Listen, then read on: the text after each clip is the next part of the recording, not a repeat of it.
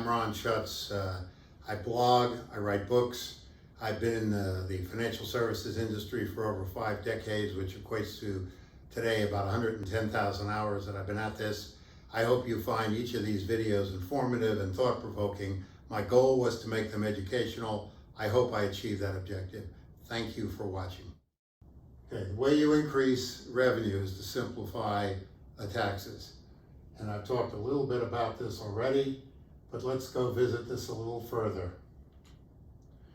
The Democrats, and again, I'm not trying to say one party is greater than the other when I make these statements, but the Democrats have said they're going to probably raise taxes. So corporate taxes they're talking about increasing them from 21 to 28%.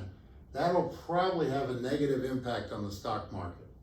By the way, globally, we are more competitive at a 21 rate than we are at a 28% rate, and corporations are really made up of individuals who work there, and they build in the cost of taxes, which really means what you and I have to pay ultimately for goods and services that come out of there.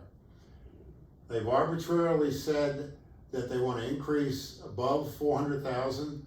Again, that's a little better than the top 1%. It's about the 3% level. They want to raise the taxes back to 39.6. On top of that, there's an Obama care tax that comes into play. It raises this above that level. We give that a caution light for the impact on the stock markets.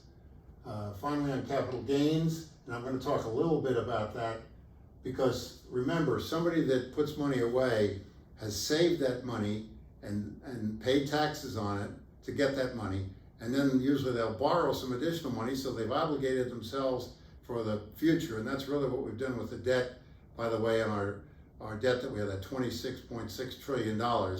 It's future taxes that just have not yet been collected. You're borrowing against the future by a substantial margin. Right now, it's about 136% of our GDP. So taxing capital, it says that if you have dividends and income over $1 million, they're all going to be taxed at these ordinary rates, even though they were taxed to pay them out by corporations. That'll definitely have a dampening and negative effect on the stock market. Now, infrastructure, that's your roads, your bridges, those kind of things. They tend to have the fastest multiplier effect, because somebody that has a job working in construction generally spends their money pretty quickly, so that would be a positive impact. And they're talking about putting away directing rather 1.3 trillion towards infrastructure.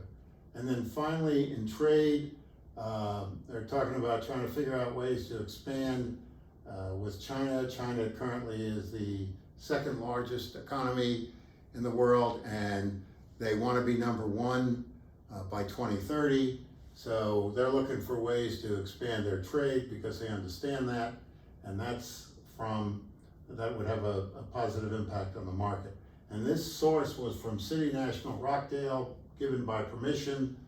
I thought it was a great summary of the taxes impact with a sweep, whether it's Biden wins or the Senate and the Congress and Biden win, and what the impact might be in the election. And I talked about that in a prior video about the different branches of the government.